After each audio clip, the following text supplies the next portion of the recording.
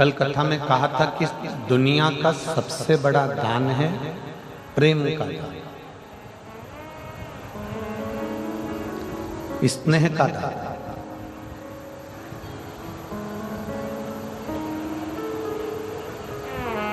जैसे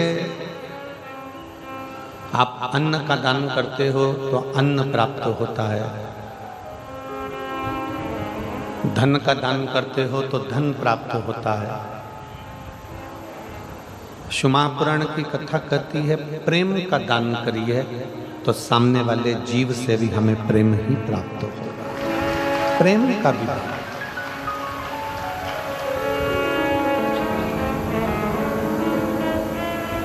इस संसार सागर में तीन चीजें अगर आपकी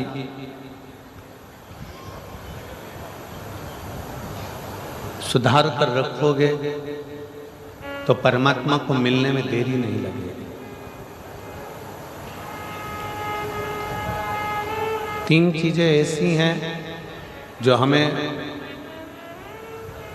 खींच कर रखना पड़ती है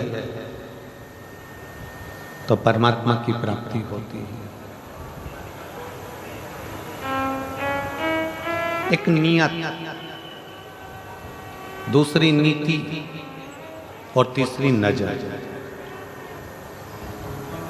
जम के बोलो कौन कौन सी चीज है?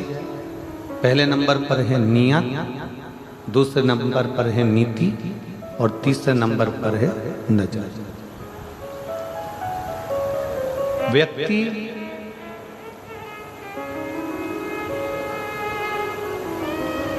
ये तीन चीजों को अगर सुधार ले, नियत, नीति और नजर को, तो समझ लो कि उसको परमात्मा प्राप्त हो गया, उसका जीवन सार्थक हो गया। नियत अच्छी है, नीति अच्छी है, नजर अच्छी है, तो किसी की हिम्मत नहीं है कि आपका कुछ बिगाड़े। किसी की सामर्थ्यता नहीं है कि आपका कुछ बिगाड़े। आप अपनी नीयत को अच्छा रखिए, अपनी नीति को अच्छा रखिए और अपनी नजर को अच्छा रखिए। किसकी सामर्थ्यता हो? आप सही नीयत से अगर कोई काम कर रहे हो, आप सही नीयत से अगर कोई कार्य में लगे हो तो आपकी वो मेहनत रंग लाएगी। आप सही नीति से काम करोगे तो आपकी मेहनत रंग लाएगी। आप सही नजर से काम करोगे तो आपकी मेहनत रंग लाएगी। नीति, नियत और नजर, ये तीन अगर अच्छी है तो दुनिया का कोई व्यक्ति आपका बाल बांका नहीं कर सकता। आप उन्नति की सीढ़ी पर चढ़ते चले जाओ।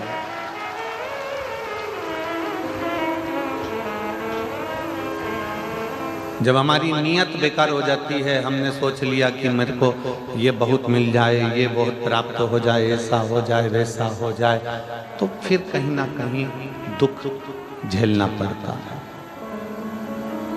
हमारी नीति गड़बड़ हो जाए, हमने विचार करा था कि मैं ऐसा करूंगा, मैं वैसा करूंगा, और तुम्हारी नीति सही नहीं बन पाई और उसमें तुम्हें कष्ट भोगना पड़ा, तो फिर तकलीफ है। नियत, नीति और नजर, ये नियत, नीति और नजर, ये तीनों अगर आपकी नजर ठीक है, आप सही दृष्टि रखते हो, किसी को गलत दृष्टि से नहीं देखते, तो फिर जीवन सार्थक है। रामायण कैसे हुई? महाभारत कैसे हुई? रामायण होने का कारण क्या था? स्त्री का सम्मान नहीं हो पाया, इसलिए रामायण हो गई। स्त्री का सम्मान नहीं हो पाया तो महाभारत हो गई। और आज भी इस कलिकाल में अगर नारी को सही सम्मान न मिल पाए, नारी को सही स्थान न मिल पाए, नारी को सही इज्जत न मिल पाए, नारी का अगर सही आदर न हो पाए, तो ऐसा लगता है कि आने वाला समय भी महाभारत और रामायण का रहेगा।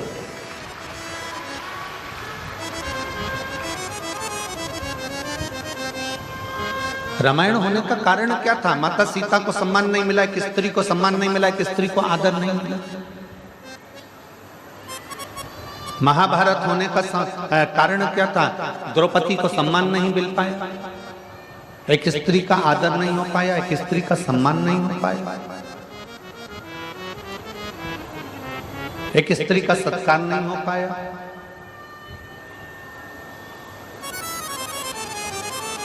उसमें भी ये तीन चीजें बिगड़ी थी।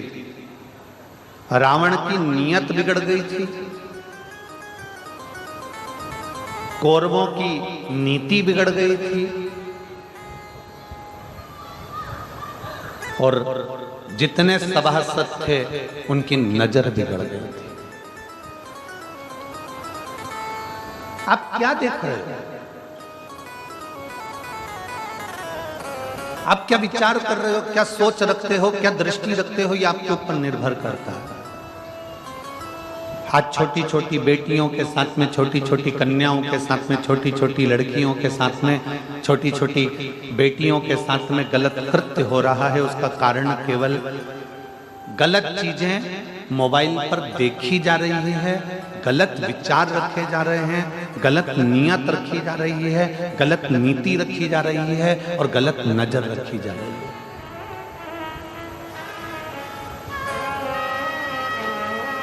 गलत नीति से, गलत नियत से और गलत नजर से ये बेटियों के साथ में हो रहा है।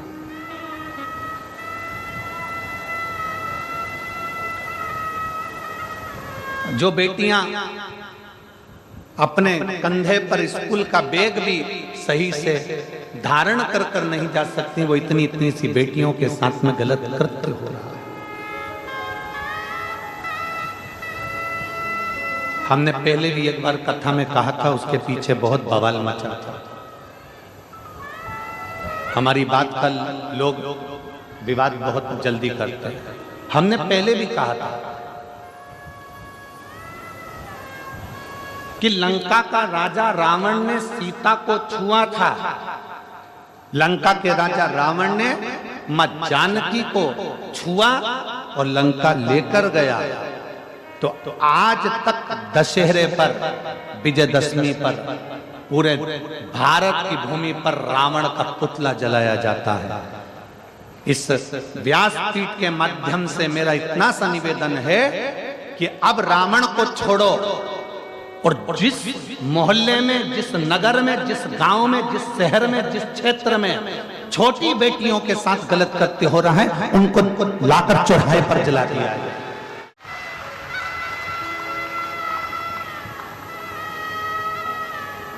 उनको ले जाकर उनके पुतले को नहीं, जो छोटी बेटियों की इज्जत करना भूल गए, जो नारी का सम्मान करना भूल गए, जो स्त्री का आदर करना भूल गए, केवल एक स्त्री के चक्कर में रामायण हुई, केवल एक स्त्री के चक्कर में महाभारत हुई, और आने वाला समय भी कोई साधारण नहीं है।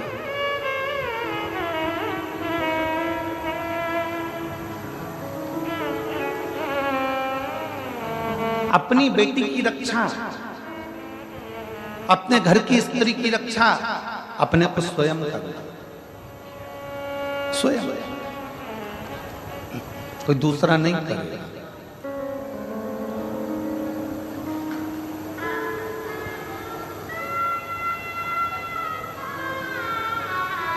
अपने घर की बेटी की रक्षा अपने को स्वयं करना पड़ेगा, कोई दूसरा नहीं करेगा। बेटी को अगर कॉलेज पढ़ने भेज रहे हो, बेटी को अगर स्कूल पढ़ने भेज रहे हो, तो निवेदन है अपने घर की बेटी को तलवार सिखाने भी जरूर भेजिए, एक भाला सिखाने भी जरूर भेजिए, डंडे चलाना भी जरूर भेजिए, कराटे चलाना भी जरूर भेजिए। उस बेटी को आत्मबल दीजिए।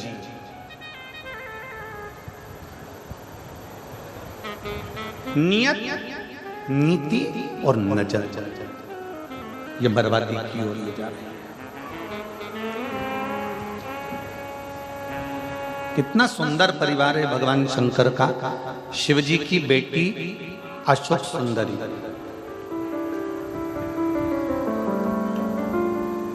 इतनी सुंदर थी अशोक सुंदरी कि उनकी सुंदरता का वर्णन कई शास्त्रों में मिल जाता है।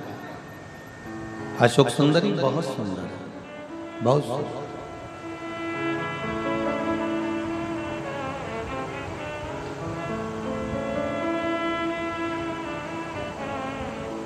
एक असुर राक्षस ने अशोक सुंदरी को देख लिया, बड़ी सुंदर थी, देख ली, और अशोक सुंदरी से कहा कि मैं तुमसे विवाह करना चाहता हूं। असुर कह रहा है, राक्षस कह रहा है, मैं तुमसे विवाह करना चाहता हूं। अशोक सुंदरी ने हाथ जोड़कर उस असुर से कहा कि देखो, मैं अपने माता पिता के बिना किसी अन्य वर को, अन्य पुरुष को, अन्य व्यक्ति को मैं देख नहीं सकता।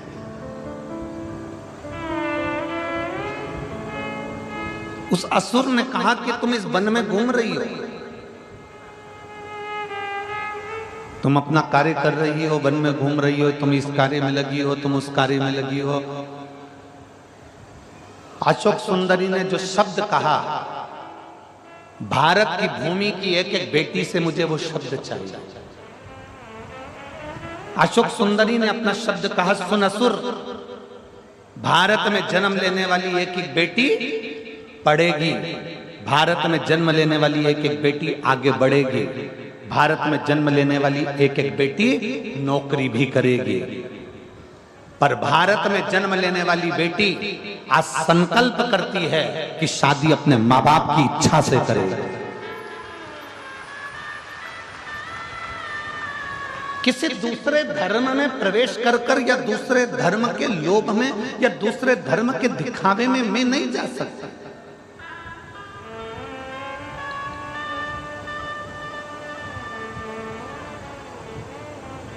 मैं दूसरे धर्म के दिखावे में नहीं जाऊंगी, मैं दूसरे धर्म के लोभ में नहीं जाऊंगी, मैं दूसरे धर्म के चक्कर में इधर उधर भ्रमण करने के लिए नहीं जाऊंगी, मैं दूसरे धर्म में प्रवेश नहीं करूंगी।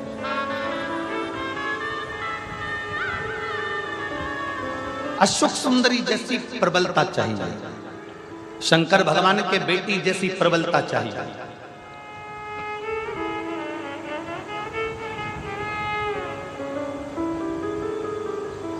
भगवान शिव जैसा बल चाहिए, मां पार्वती जैसा बल चाहिए। और जब बल अपने भीतर बढ़ता है ना, तो दुनिया के लोग कांपते हैं।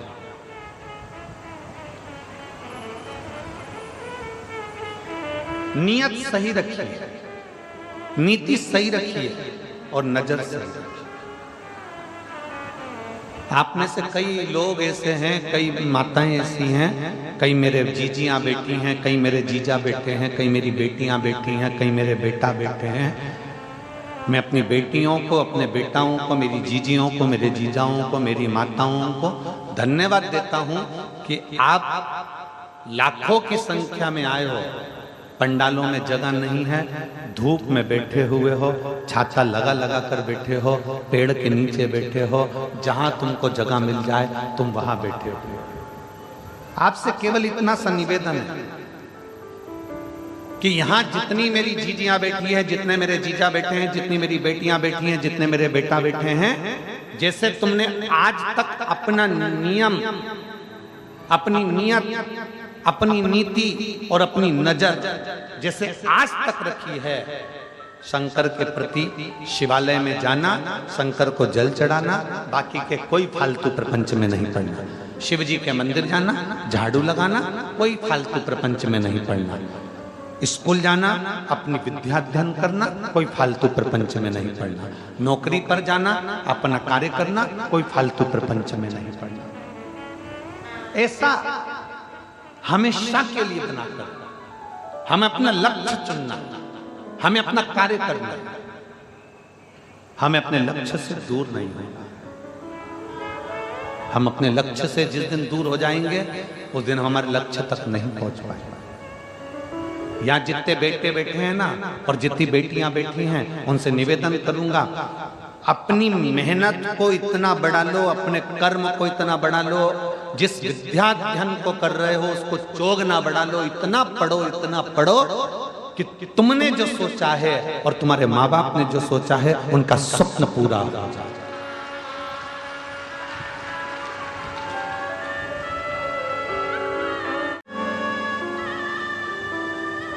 कैसे होगा? 3 चीजें यहां कथा में चल रही है। एक अपना नियत पक्की रखना, वो कहते हैं ना 3 चीजें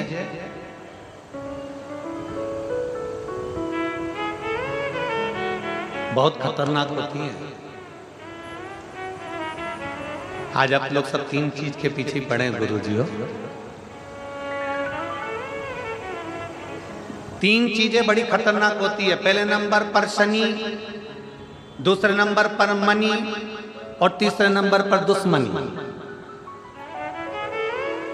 कुंडली में शनि गड़बड़ कर जाता है, मन में मनी गड़बड़ कर जाती है और जीवन में दुश्मनी गड़बड़ कर जाती है।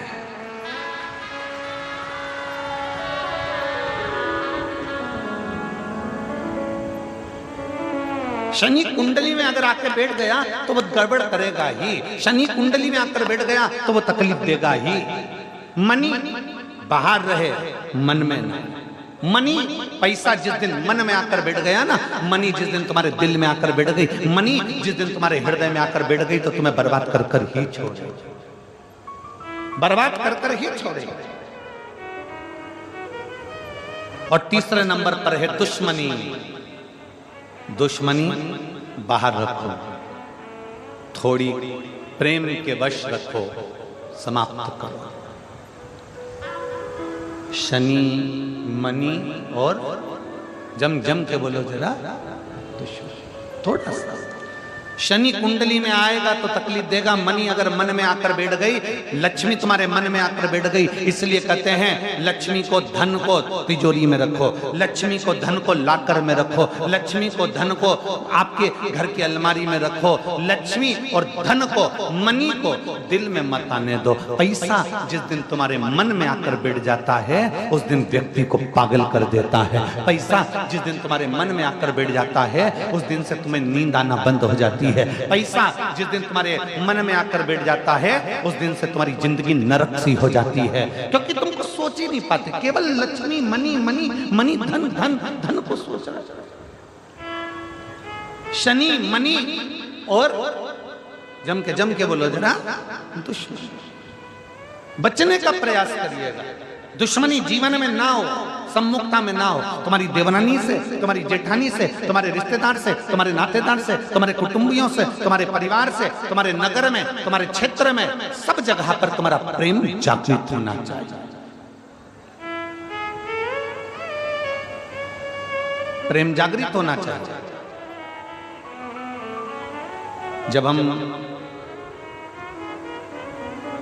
जब हम इस गांव में कथा करने के लिए आ रहे थे तो आते आते हमको वहाँ सीहोर में सूचना मिली कि कथा जो लिए हैं तो कहा कि गांव के लोग, नगर के लोग सहयोग नहीं करें।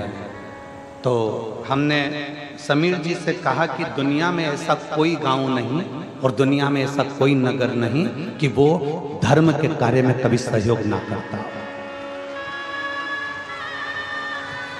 धर्म के कार्य में सहयोग ना करता हो, दुनिया में ऐसा कोई गांव नहीं है और ऐसा कोई नगर नहीं है। बस हमारा इतना सा कहना है कि उस व्यक्ति से कहो कि अपने दिल में मनी को ना घुसे।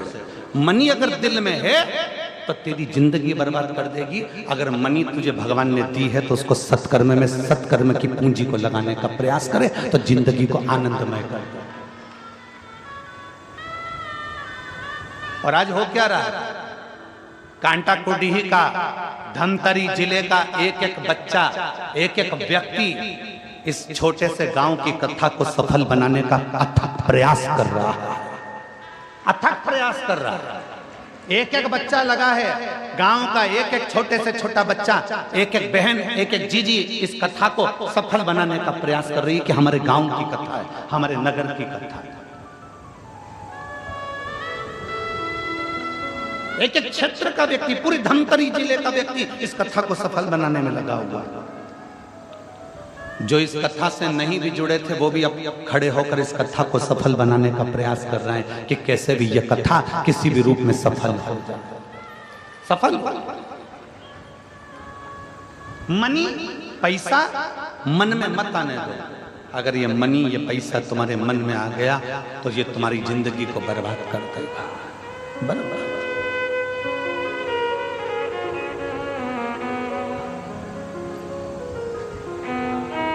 भीतर शिव भक्ति को, शंकर की भक्ति,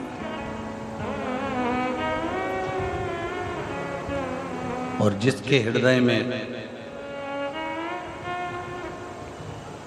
देखो ये शरीर है, इस शरीर का कोई ठिकाना नहीं रहता। आज चल रहा है, कल चले ना चले।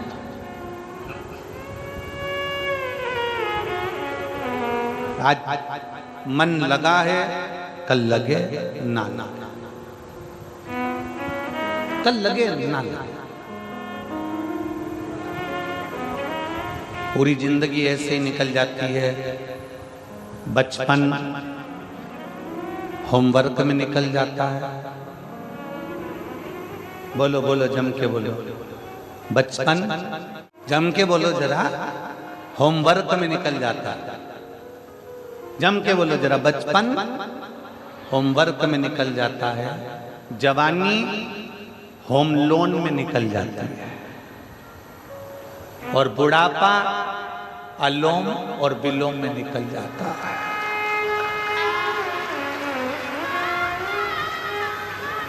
हो गया जिंदगी पूरी समाप्त, हो गई जिंदगी, पूरा बचपन निकल गया। होमवर्क कर, होमवर्क कर, होमवर्क कर, माँ कूटे, बाप कूटे, सब कूटे, होमवर्क कर, होमवर्क कर, होमवर्क कर।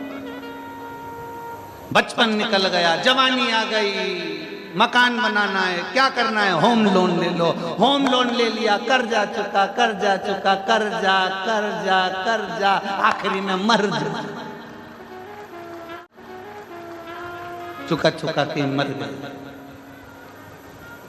जिस फ्लैट को लोन से खरीदा था उसी में लेट गया, उसी में लेट गया। बचपन में होमवर्क, जवानी में बोलो बोलो जम के होम लोन, और बुढ़ापे में अलोम और विलोम, और फिर जिंदगी समाप्त। छोटा सा जीवन तो चुटकी में चला गया। और फिर आखिरी में हुआ क्या, परमात्मा के पास गए तो उससे बोला, क्यों रे नीचे गया था, क्या करा? तो क्या करा ना, नीचे मैंने होमवर्क करा, होम लोन करा, फिर अलोम और विलोम करा, फिर क्या करा?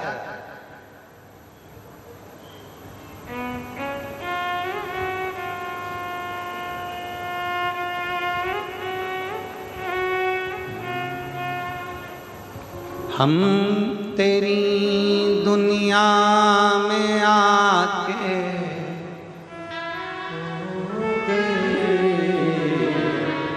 हम तेरी दुनिया में आके खो गए,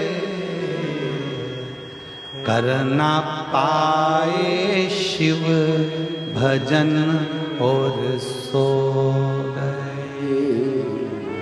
कर ना पाए शिव भजन और सो गए। हम तेरी दुनिया में आके खो गए, हम तेरी दुनिया में आके खो गए,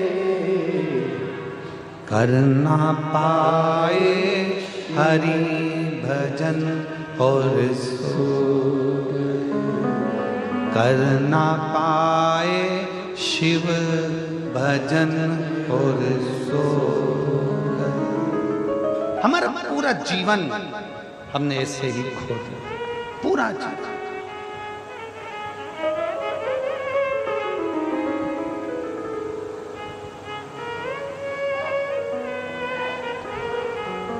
पर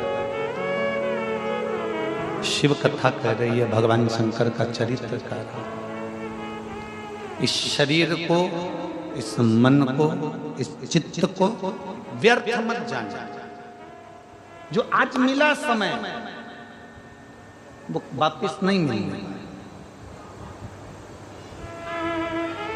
हीरे का हार डबल से खरीद सकते हो, सोने का हार डबल से खरीद सकते हो, गाड़ी बार बार खरीद सकते हो, मकान बार बार बना सकते हो, जमीन दोबारा मंगा सकते हो, कपड़े दोबारा मिल सकते हैं, शरीर मिल सकता है दोबारा, पर जो समय तुम्हारा चले गया वो समय दोबारा नहीं मिल पाएगा। उस समय को साधने का प्रयास कर,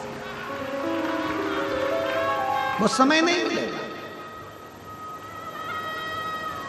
उस समय की पूंजी को पहचान,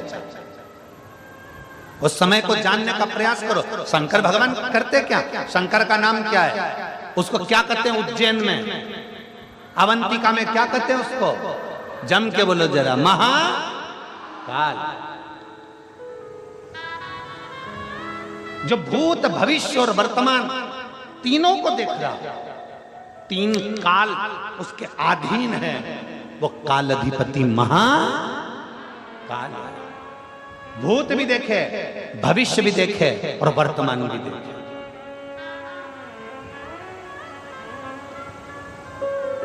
हम शंकर जी को जल क्यों चढ़ाते हैं? हम शंकर भगवान का भजन क्यों करते हैं?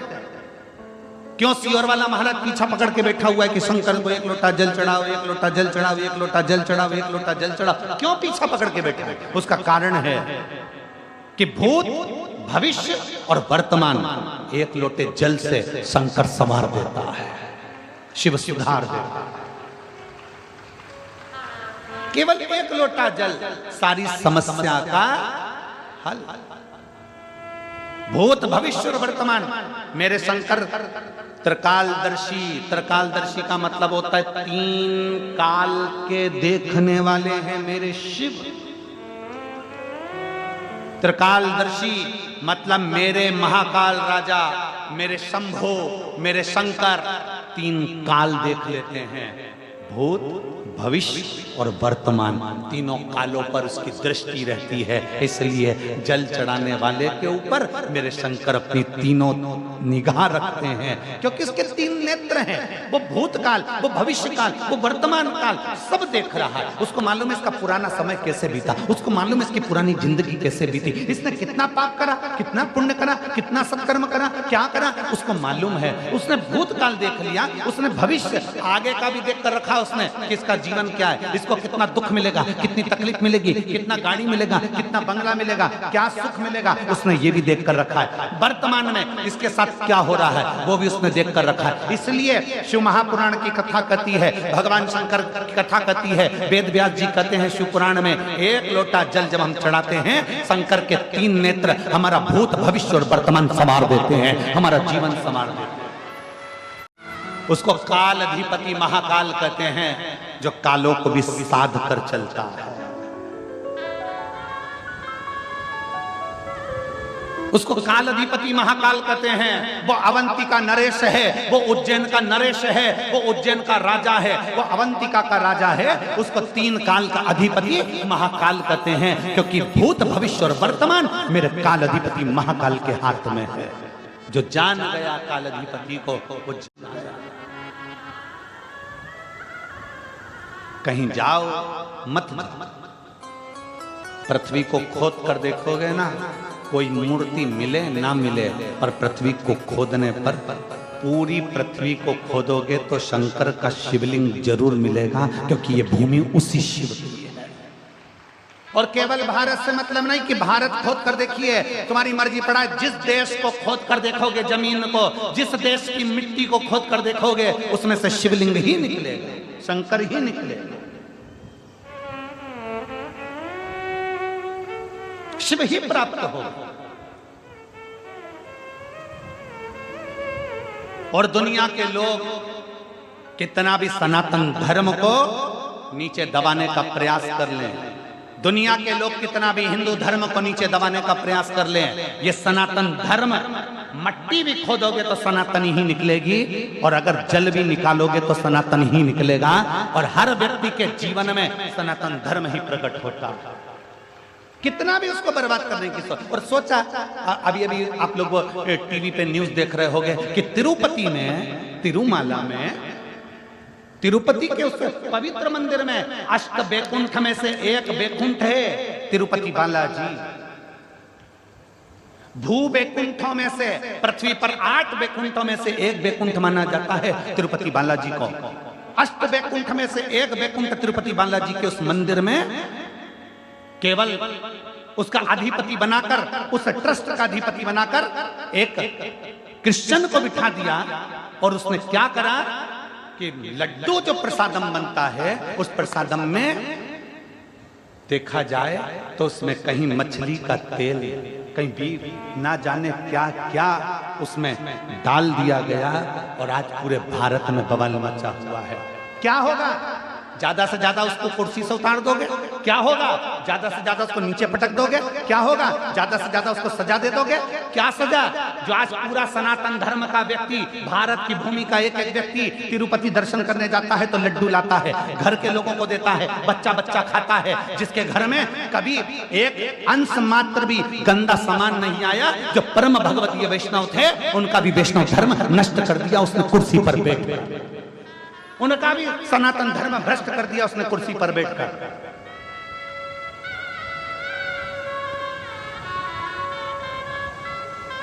इसीलिए सनातन धर्म बार बार कहता है कि मंदिर बड़े बनाना तो उसके साथ में गौशाला 4 चौगनी बड़ी बनाना। क्यों? क्योंकि अगर मंदिर की गौशाला होती, मंदिर की गौशालाएं होंगी, बड़ी बड़ी गौशालाएं होंगी, तो मंदिर में जो गाय माता का दूध आएगा, उस गाय के दूध से घी बनेगा, घी बनेगा तो कितना भी लड्डू बना लो उसमें गाय का घी डलता रहेगा। आपसे भी निवेदन है, अपने मोहल्ले में, अपने नगर में बड़ी बड़ी गौशाला बनाने से अच्छा है तुम्हारी जो सोसाइटी है, तुम्हारी जो कॉलोनी है, उस कॉलोनी में कितने लोग रहते हैं? तुम्हारी कॉलोनी में 25 लोग रहते हैं। तुम्हारे घर में जगह नहीं है गाय रखने की, तुम्हारे घर में जगह नहीं है गौ माता रखने की, तुम्हारी कॉलोनी में 25 लोग रहते हैं, तो एक जगह अलग से प्लाट किराए से लो, उसमें टीन लगाओ, और उसमें 25 घर हैं तो 25 घर की 25 गाय एक छोटी सी कॉलोनी में रखिए, उन 25 गाय का पालन करो, पोषण करो, एक व्यक्ति लगा लो, तनख्वाह दो, सब कुछ करो, और 25 गाय का जो दूध आए वो 25 घर में जाए। 25 गाय का दूध 25 घर में जाएगा, घी असली मिलेगा तुम्हें, गाय का दूध असली मिलेगा, गाय का गोबर असली मिलेगा, और गौमूत्र असली मिलेगा, और गाय की सेवा असली मिलेगी, तो हमारा भारत भी सब रहेगा और हमारा राष्ट्र का उत्थान भी होगा। ये भारत भी सब रहेगा और राष्ट्र का उत्थान होगा। गौ माता को तो पीछे हटा दिया, गौ माता को तो दूर कर दिया, क्या होगा? आज तिरुपति में जो लड्डू में मिलाया गया, वैष्णव परिवारों का जो धर्म नष्ट कर दिया गया, क्या होगा? बड़े बड़े मठ मंदिरों से इन अधर्मियों को नीचे उतार दो और किसी सनातन धर्म का विद्वान को पीठ पर बिठाओ, तब राष्ट्र का उत्थान होगा, तब राष्ट्र का उत्थान होगा।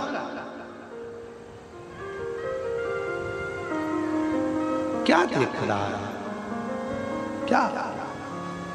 क्या होने वाला है उनका? उतार दोगे कुर्सी से नीचे, पटक दोगे नीचे, सजा भी दे दोगे थोड़ी बहुत, क्या दोगे? क्या सजा दोगे? इतने सारे भारतीयों का दिल दुखाया, उसकी क्या सजा हो सकती है? इतने सारे सनातनियों का दिल दुखाया, उसकी क्या सजा हो सकती है? केवल कुर्सी से उतार दोगे, केवल नीचे उतार दोगे, केवल थोड़ी बहुत सजा दे दोगे, क्या सजा हो सकती है? उसकी केवल एक मूल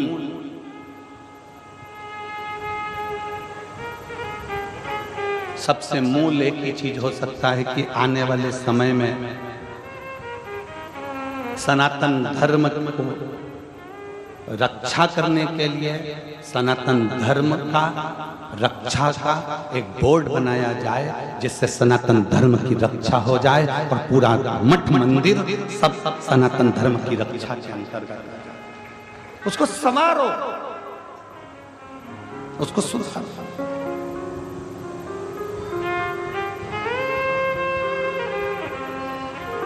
कितना प्रसन्नता का भाव है। आप लोग यहाँ आते हो शिव तत्व को ग्रहण करने के लिए, शंकर की भक्ति को ग्रहण करने के लिए, शिव तत्व अपने भीतर उतारने के लिए, शिव तत्व को अपने भीतर उतारने के लिए।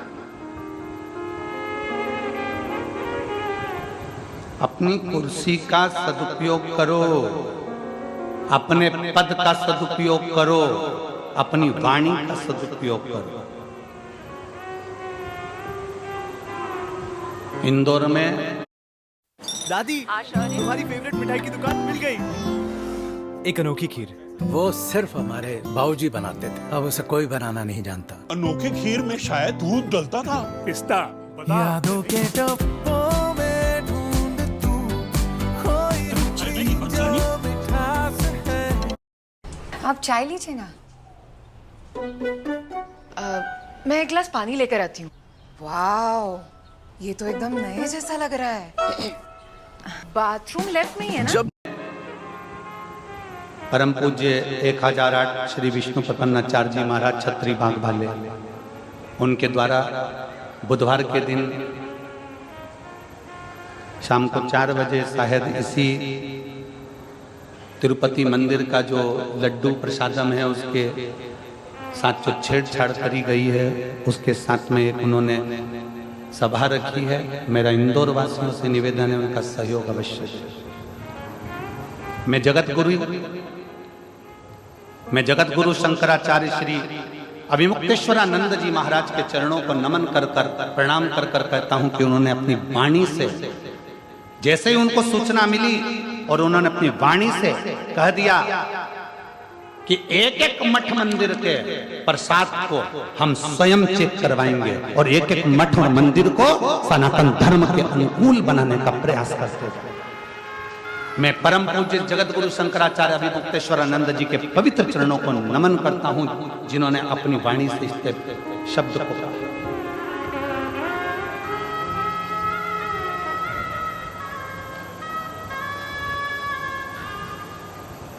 और जागो कि जागो तो एक बार हिंदू जागो, तुम जागो एक बार।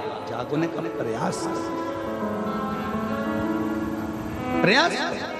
जाओ शंकर के मंदिर, जाओ शिवालय के मंदिर, जाओ शंकर के दरवाजे पर।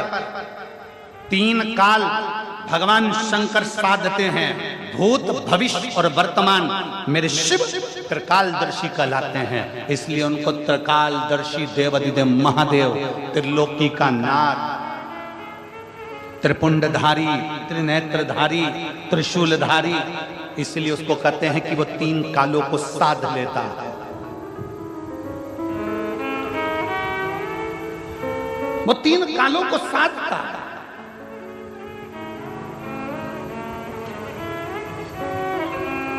उसको साध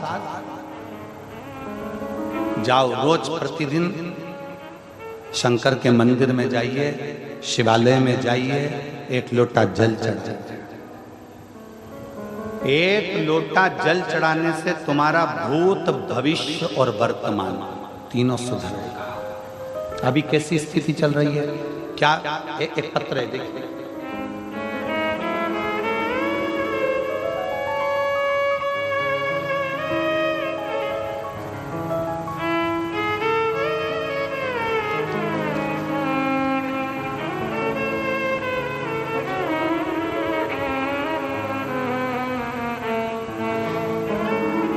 में लक्षणतीन बाई निषाद बाग बहारा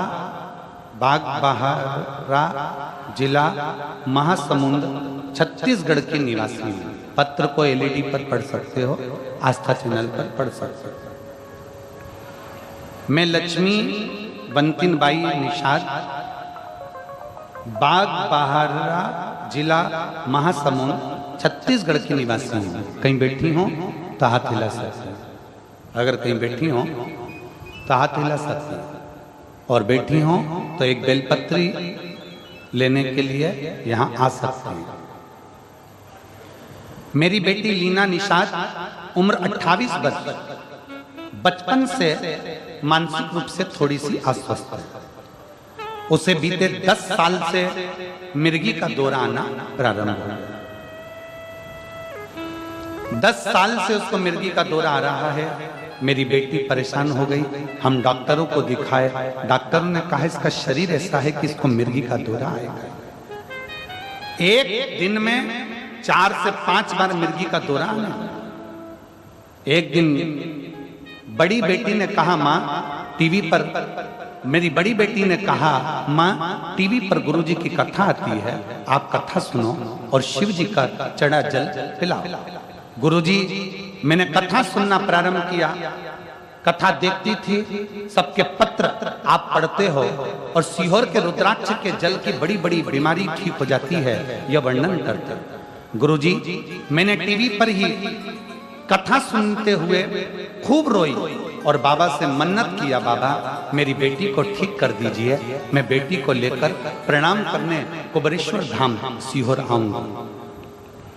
मैं रुद्राक्ष लेने फरवरी 2023 में रुद्राक्ष महोत्सव में सीहोर गई, लेकिन बहुत ज्यादा भीड़ होने की वजह से मुझे रुद्राक्ष नहीं मिला। बहू से मिन्नत करके बाद में खाली हाथ ही लौट पड़ा। उस दिन वहां से रोती हुई बाबा को बोल कर आई, बाबा मुझे रुद्राक्ष तो नहीं मिला, अब आगे मेरी बेटी को आप ही संभालें। मैं रोज मंदिर जाती और शिव जी को जल चढ़ाकर बेलपत्र अपनी बेटी को देना प्रारंभ किया। कुछ समय बाद मैं बाबा का क्या वर्णन करूं, मेरी दूसरी बेटी सीहोर जाकर रुद्राक्ष लेकर आ गई और वो रुद्राक्ष मुझे दिया। रुद्राक्ष को मैं रात को पानी में भिगो देती और सुबह शिव जी को चढ़ाकर वो जल मैंने अपनी बेटी को पिलाना प्रारंभ करा। जो 10 साल से मिर्गी का दौरा उसको आ रहा था, आज बाबा की कृपा से पूरा 1 साल हो गया, उसको मिर्गी का एक भी झटका नहीं आया। जो दिन में 3 से 4 बार मिर्गी का झटका आता था, 1 साल से मेरी बेटी को एक भी मिर्गी का झटका नहीं आया। मैं बाबा को यहाँ प्रणाम करने के लिए आई हूँ। एक लाइन अच्छी लिखी है, आप और हम सब मिलकर गुनगुनाते हैं उस लाइन को। देख रहे हो आप लोग टीवी पर, एलईडी पर, क्या लाइन है? पहले तुम चालू करो। टीवी पर देखने वाले जितने एलईडी पर देख रहे हैं, आवाज यहां तक आना चाहिए। क्या बोल रहे हो? शुरू करो। लुटा दिया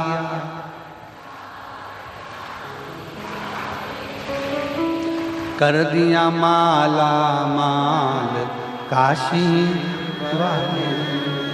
आपका विश्वास जिस समय पर दृढ़ हो जाए, आपका भरोसा जिस समय पर दृढ़ हो जाए, आपका बल जिस समय पर दृढ़ हो जाए, आप शंकर को 1 लोटा जल चढ़ा रहे हो, वो भूत भविष्य और वर्तमान तीनों को संवार देता है।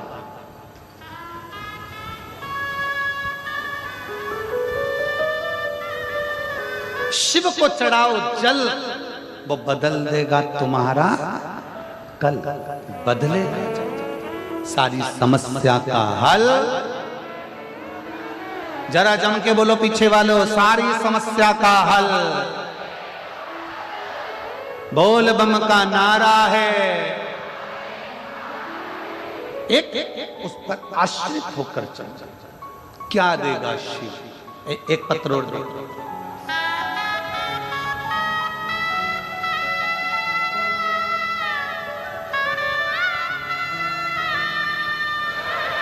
हरिओम साहू, स्वर्गीय पवन कुमार साहू, ग्राम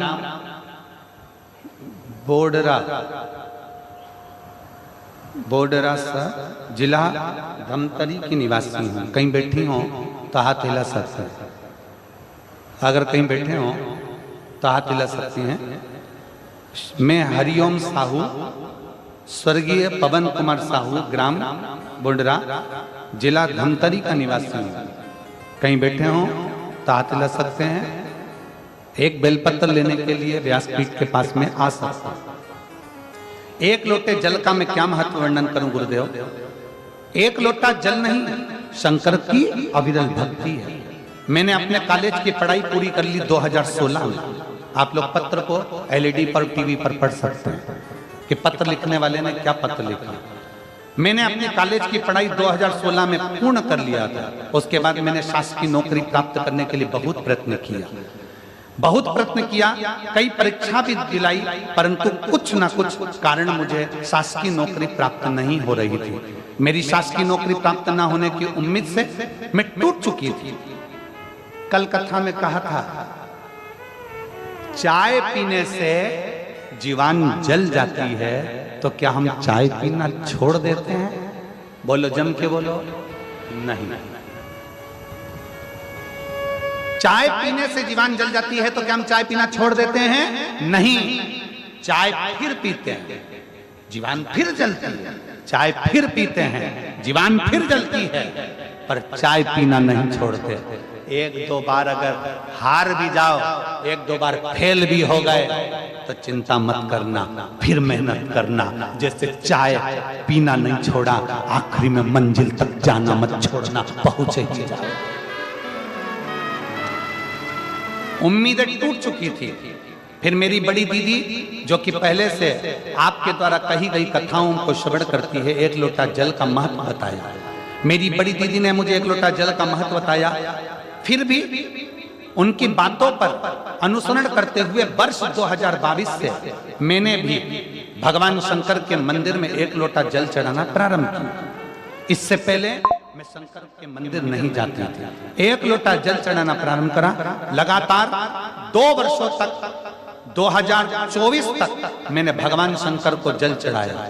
जैसा आप कहते हो कि हिम्मत मत हारना, एग्जाम देती रही और जल चढ़ाती रही। आस्था मेरे अंदर इतनी बढ़ गई कि मैं जल चढ़ाना नहीं छोड़ी। गुरुदेव, कुरुद शहर जिला धमतरी में आपके द्वारा कही गई कथा को आप कहते हो कि पंडाल में बैठकर जो मांगा जाता है शिव देता है।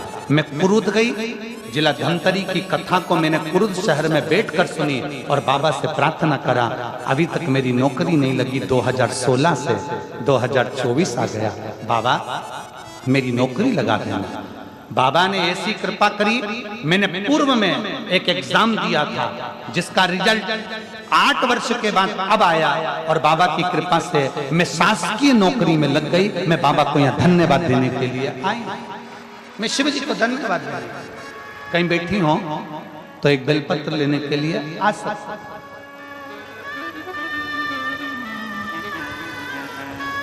26 जुलाई 2024 को मैंने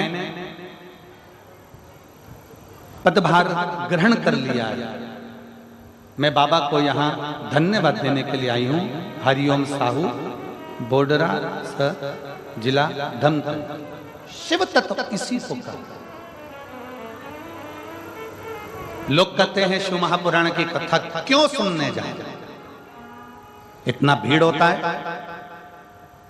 ट्रैफिक जाम हो जाता है, गाड़ियां निकलने में आधा घंटा लग जाता है। हम कहते हैं आप व्यासपीठ पर गुरुजी आए उससे पहले कथा के पंडाल में पहुंचो। गुरुजी जाए उसके बाद कथा का पंडाल छोड़कर जाओ। आरती हो, जमीन को, भूमि को नमन करो, रज को प्रणाम करो। शिव महापुराण की कथा हमने पहले कथा में कहा था, स्टेशन देखकर ट्रेन रुक जाती है, बस स्टैंड देखकर बस रुक जाती है, हेलीपैड देखकर हेलीकॉप्टर उतर जाता है। शिव महापुराण की कथा होती देखकर मेरा महाकाल उतर जाता है।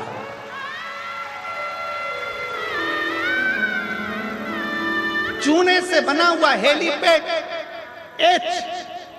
चूने से बना हेलीपैड देखकर हेलीकॉप्टर नीचे उतर जाता है। जहां शंकर की कथा होती है उस भूमि पर मेरा काल अधिपति महाकाल राजा मेरा शिव 5 दिन के लिए भूमि पर उतर जाता है। ये कथा परसों के दिन विराम हो जाएगा। कल तो कथा का वही समय रहेगा, 1 बजे से 4 बजे तक। परसों के दिन कथा का समय सुबह 8 बजे से 11 बजे तक रहेगा। 11 बजे कथा विराम हो जाएगी। यहाँ से जाएंगे। 26 तारीख को कथा नंदगांव नासिक जिला महाराष्ट्र में प्रारंभ हो जाएगा। 26 सितंबर से 2 अक्टूबर तक चलेगी। उसके बाद कथा हापुड़ उत्तर प्रदेश में प्रारंभ हो जाएगी। हापुड़ उत्तर प्रदेश की कथा विराम होगी। उसके बाद कथा शायद 14 तारीख के लगभग में फिरोजाबाद उत्तर प्रदेश में प्रारंभ हो जाएगी। कथाओं का क्रम चालू है, ये मान कर जाइए। कथा के पंडाल में जब बैठो, कथा के पंडाल में जब जाओ, भले थोड़ा परिश्रम लगेगा, धूप लगेगी, परेशानी हो सकती है, पैदल चलना जा सकता है, गाड़ी से जा सकते हो, गाड़ी भी ट्रैफिक में रहेगी, पर ये विश्वास मानकर जाना कि मैं पंडाल में बैठकर कथा सुनूंगी, मेरा महाकाल मेरे घर में आकर विराजमान होगा और मेरा दुख जरूर काटेगा। और खाली न जाता कोई दर से तुम्हारे, खाली न जाता कोई दर से तुम्हारे, मैं भी खड़ी हूँ नन्ही बाहें पसारे, अपने हृदय से लगा लो, गिरा जा रहा हूँ, उठा लो, भोले अपने दर से अब तो न टालो, गिरी जा रही हूँ, उठा। एक विश्वास अपने भीतर प्रकट करिए, एक भरोसा अपने भीतर प्रकट करिए। एक पत्र और देखिए,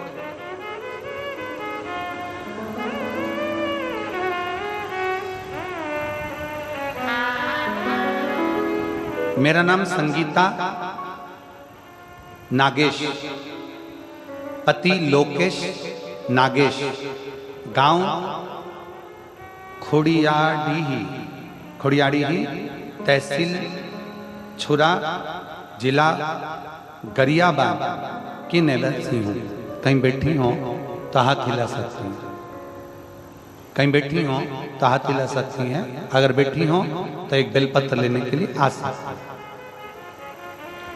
मेरा नाम संगीता नागेश, पति लोकेश नागेश, गांव खोड़ियाड़ी, तहसील छुरा, जिला गरियाबाद की निवासी हूँ। पत्र को आप लोग एलईडी पर और टीवी पर पढ़ सकते हैं। एक लोटे जल का मैं क्या गुणगान करूं गुरुजी। मैं 2022 से सरकारी नौकरी की तैयारी कर रही थी, पर मुझे अपने आप पर विश्वास नहीं था कि मैं सरकारी नौकरी लगा पाऊं। मई 2023 में मेरी एक सहेली ने बताया कि प्रदीप मिश्रा सीहोर वाले का टीवी पर, मोबाइल पर उनका कथा आता है, तुम कथा सुनना और एक लोटा जल शिवलिंग पर चढ़ाना।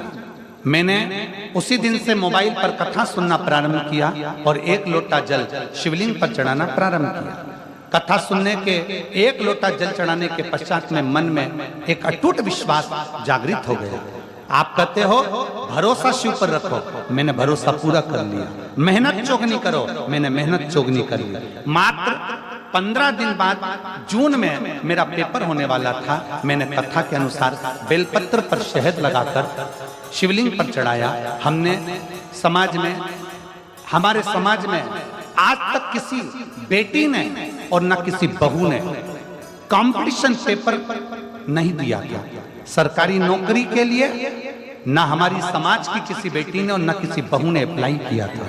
हमारी एक समाज, हम साधारण लोग गुरुजी, पहली बार मैंने कंपटीशन एग्जाम दिया, लोग हंस रहे थे। इतने साल में नहीं हुआ तो अभी क्या होगा।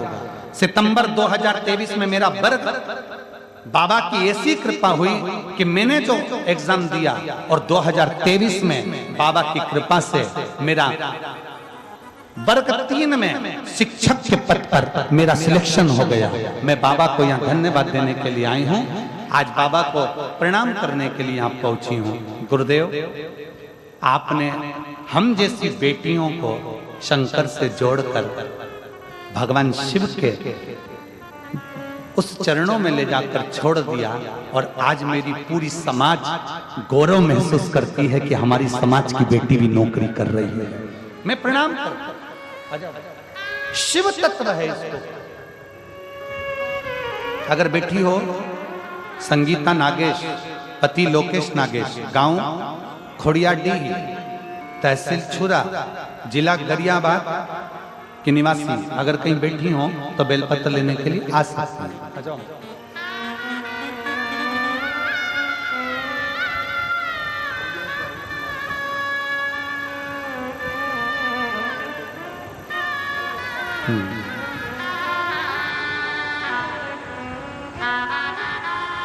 ये हरिओम साहू की माता जी हैं जिनकी नौकरी लगी। एक बार जोरदार ताली बजाएं। बहुत बहुत साधु।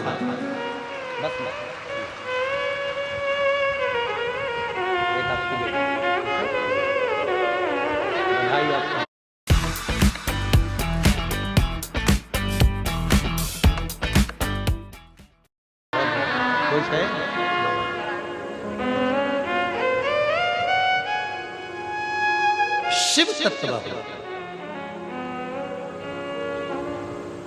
और मैंने तेरे ही भरोसे बाबा, तेरे ही भरोसे हवा बिच उड़ती जावांगी बाबा, डोर हथो छड़ी ना मैं कटी जावांगी भोले, मैं तेरी पतंग शंभो, मैं तेरी पतंग हवा विच उड़ती जावांगी बाबा, डोर हथो छड़ी ना मैं कटी जावांगी। एक विश्वास अपने भीतर प्रकट कर। शंकर के मंदिर रोज जाओ। शिव की निंदा कभी मत सुनो, शिव भक्त की निंदा कभी मत सुनो। शिवालय रोज जाओ, जल चढ़ाओ। लोग हंसे, हंसने दो, अपशब्द कहें, कहने दो। जिस पर दुनिया हंसती है, जिस पर दुनिया ताना कसती है, एक दिन वही भारत की भूमि पर राज कर कर बताता है। जिस पर दुनिया हंसती है, ताना कसती है, वही संसार में ऊंचा बढ़ता चलेगा, वही आगे बढ़ता है। ताना दे देन दो, गाली दे देन दो, अपशब्द कहने दो, अपशब्द बोल। उस बेटी ने क्या लिखा कि संगीता नागेश ने लिखा है, पति लोकेश नागेश ने, कि लोग हंसते थे। हमारी समाज में आज तक किसी ने, किसी बेटी ने और किसी बहू ने कोई कंपटीशन एग्जाम तक नहीं दी। पर मेरा बेटी संगीता नागेश, पति श्री लोकेश जी नागेश, आपको बहुत बहुत बधाई है। आपने वो कर दिखाया जो आने वाली बेटियों के लिए प्रेरणा है। आने वाली बेटियों के लिए प्रेरणा है। तुमने वो कर दिखाया, उसकी बधाई है। और अच्छा करो। अगर भगवान तुमको नौकरी देना, सबको सब अच्छे अच्छे ऊंचे ऊंचे पद पर अगर बैठ जाओ ना, सब अगर अच्छे पदों पर विराजमान हो जाओ, तो निवेदन है कि कुछ अच्छा करने का प्रयास करना। अच्छा, और मत बुरे कर्म कर बंदे, वरना पछताएगा। भगवान की आंखों से तू बच नहीं पाएगा, तो बच नहीं पाएगा। अरे ओ अज्ञानी मत करना लाली, अरे ओ अज्ञानी मत करना, तेरे कर्म का फल भी तू ही पाएगा, जैसा किया तूने तेरे आगे आएगा। मत बुरे कर्म कर बंदे वरना पछताएगा, भगवान की आंखों से तू बच नहीं पाएगा, तू बच नहीं पाएगा। अरे ओ अज्ञानी मत करना दानी, अरे ओ अज्ञानी मत करना दानी। तेरा कर्म तुझे भोगना पड़ेगा, तेरा कर्म तुझे भोगना है। पहले भी कथा में कहा, आज फिर कहते हैं, प्रॉपर्टी के हिस्सेदार बहुत सारे होंगे, जमीन के हिस्सेदार बहुत सारे होंगे।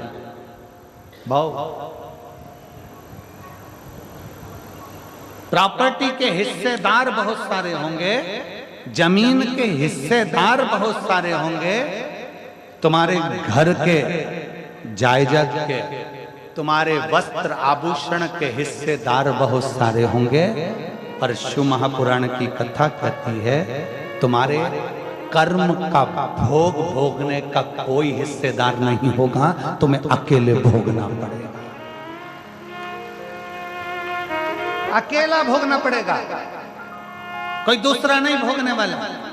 इसलिए 16 श्राद्ध में, पितृपक्ष में, सारी कथाओं में संत साधु ब्राह्मण गुरुजन संत जन तपस्वी जन साधक जन उपासक जन चिल्ला चिल्ला कर कहते हैं कि सत्कर्म करो। ये 16 दिन मिले हैं, दान पुण्य भजन कीर्तन करो।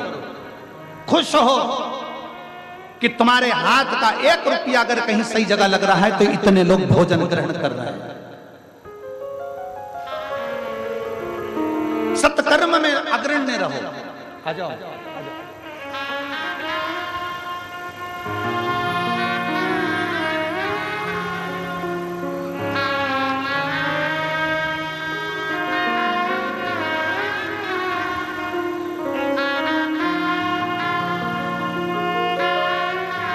लक्ष्मणतीन बाई निषाद बेटी को 10 साल से मिर्गी आती थी, बाबा की कृपा से 1 साल से मिर्गी बंद हो गई। ये शिव कृपा।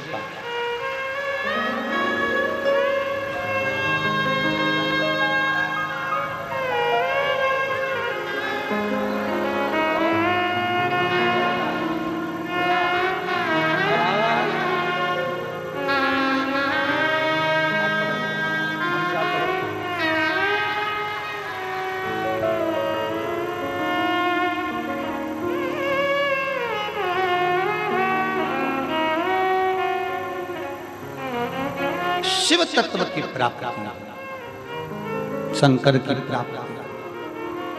अगर भगवान पद दे, प्रतिष्ठा दे, तुम्हारे को कुर्सी दे, सम्मान दे, तो प्रयास करना कि शरीर से किसी का बुरा ना, बुरा ना। अच्छा करो, खूब अच्छा करो, श्रेष्ठ करो, बहुत श्रेष्ठ। कल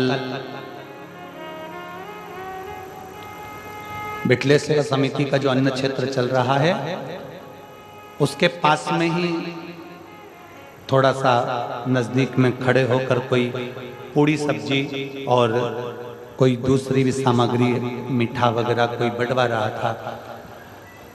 समिति के लोगों ने आकर लिखकर सूचना दी कि गुरुदेव, वहाँ जहाँ अपना बिटले सेवा समिति का भोजन 16 श्राद्ध का चल रहा है, उसी के पास में और भी लोग, कोई पूरी सब्जी बांट रहा है, कोई कुछ बांट रहा है। हमने समिति के लोगों से कहा कि उसको धन्यवाद हमारी तरफ से देना कि कम से कम उन्होंने अपने धन का सदुपयोग किया। ये 16 दिन श्राद्ध में उन्होंने अपने धन का सदुपयोग करा। इस वनवासी क्षेत्र में आकर थोड़ा सा अन्न भाग देकर उन्होंने ये आनंद विषय प्राप्त करा। जो पानी के पाउच बांट रहे हैं उनको धन्यवाद देना, जो पानी की बोतल बांट रहे हैं उनको धन्यवाद देना, जो बिस्कुट कुरकुरा बांट रहा है उसको धन्यवाद देना, जो एक अंश मात्र टॉफी भी बांटे तो उसको धन्यवाद देना कि उसने अपनी पूंजी का सदुपयोग करा, पूंजी का सदुपयोग करा।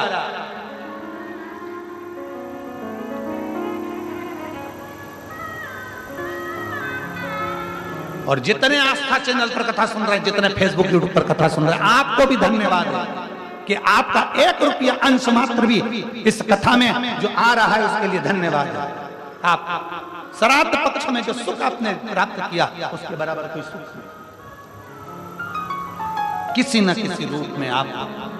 तो जितने यहाँ पर कहीं ना कहीं किसी न किसी रूप में कोई पूरी सब्जी बांट रहा, कोई कुछ बांट रहा, कोई कुछ बांट रहा, उनको साधुता हमारी तरफ से बहुत बहुत साधु, बहुत बहुत साधु।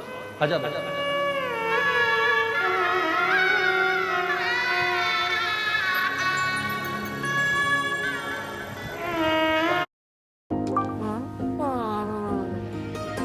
इस टेस्ट का सीक्रेट ये बताएंगे। आशीर्वाद ऑर्गेनिक के खेतों में फसल उगती है सिर्फ नेचुरल फर्टिलाइजर्स के साथ। पाइए प्रकृति की शुद्धता। यकीन नहीं आता? स्कैन करो, खुद चेक कर लो। आशीर्वाद ऑर्गेनिक है, सचमुच ऑर्गेनिक।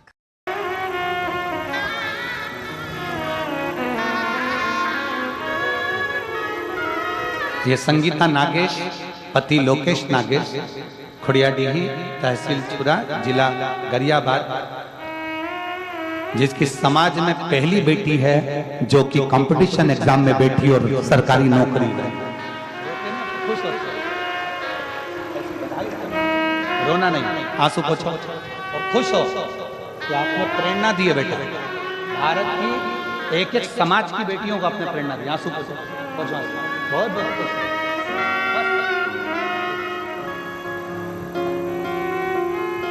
एक बार बेटी के लिए जोरदार ताली बजा। प्रेरणा है ये हमारे भारत की भूमि की कि हिम्मत मत हारना। बेटी ने लिखा 2022 से सरकारी नौकरी की तैयारी कर रही हूं, पर आपकी कथा ने मुझे बल दे दिया और मैं मान गई कि मेरी नौकरी लगेगी ही। ये विश्वास आपके भीतर चाहिए। बोल बम का नारा है बाबा ये, बोल कुबरेश्वर महादेव की, बोल रुद्रेश्वर महादेव की। ये हमारे भीतर का बल है जो हमें प्रकट करना। अपने भीतर किसी पर आश्रित हो ना हो, उस परमात्मा पर आश्रित होइए। एक लोटा जल जब हम बाबा को समर्पित करते हैं तो हमारे जीवन का एक कल बदलता है, बदलता है।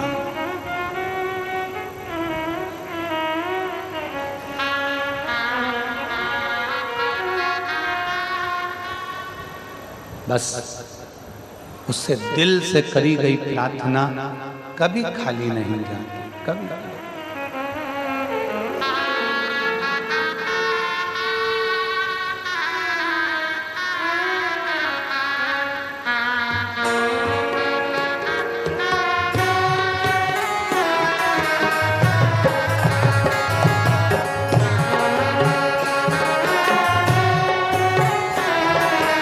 दोनों हाथों से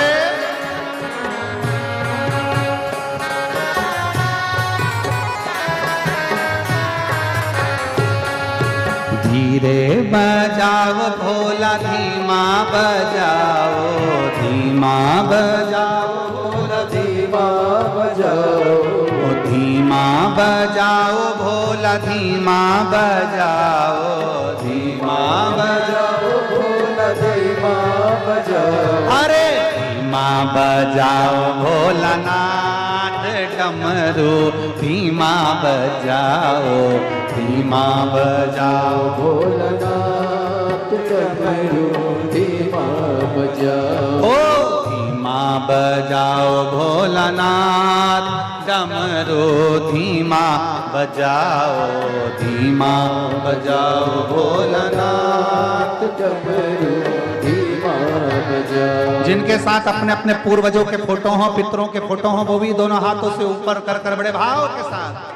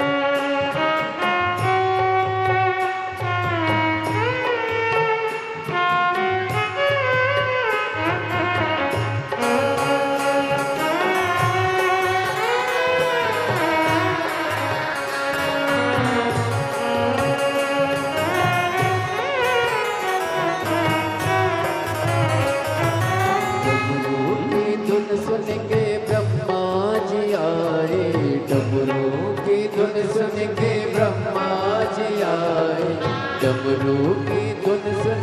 ब्रह्मा जी आए, डमरू की धुन सुन के ब्रह्मा जी आए, ब्रह्मा जी आए संग ब्रह्मणी को लाए, ब्रह्मा जी आए संग ब्रह्मणी को लाए। धीमा बजाओ भोलानाथ डमरू, धीमा बजाओ, धीमा बजाओ भोलानाथ डमरू, धीमा बजाओ, धीमा बजाओ भोलानाथ डमरू, धीमा बजाओ, धीमा बजाओ भोलानाथ डमरू, धीमा बजाओ।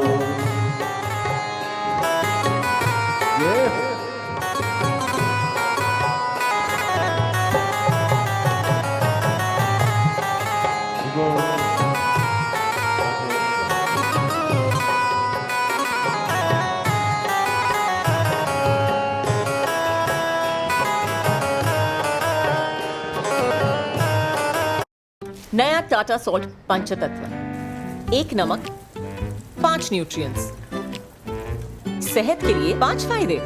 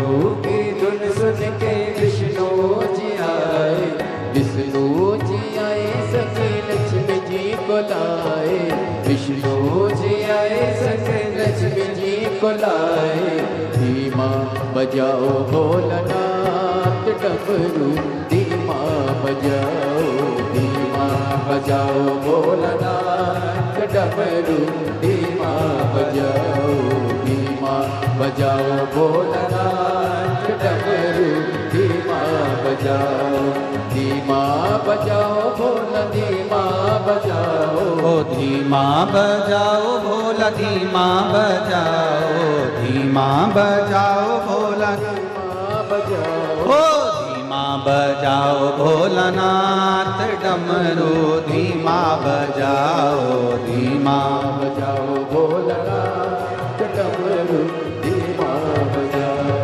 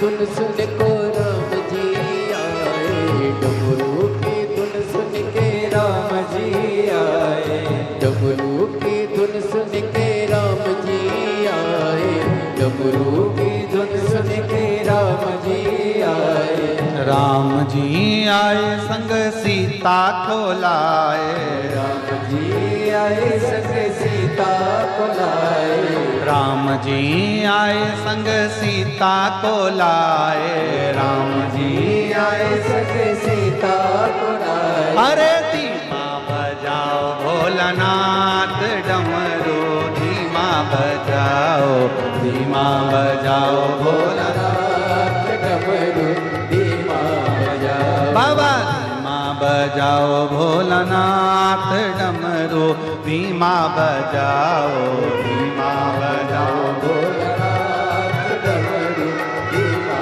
बजाओ। ओ डमरू की धुन सुन के कान्हा जी आए, डमरू की धुन सुन के कान्हा जी आए, अरे कान्हा जी आए संग राधा को लाए, कान्हा जी आए संग राधा को लाए, ओ कान्हा जी आए संग राधा जी को लाए, कान्हा जी आए संग राधा जी को लाए। अरे धीमा बजाओ भोलानाथ डमरू, धीमा बजाओ, धीमा बजाओ भोलानाथ डमरू, धीमा बजाओ, अरे धीमा बजाओ भोलानाथ डमरू, धीमा बजाओ, धीमा बजाओ भोलानाथ डमरू, धीमा बजाओ, डमरू धीमा बजाओ, भोला धीमा बजाओ, ओ डमरू धीमा बजाओ,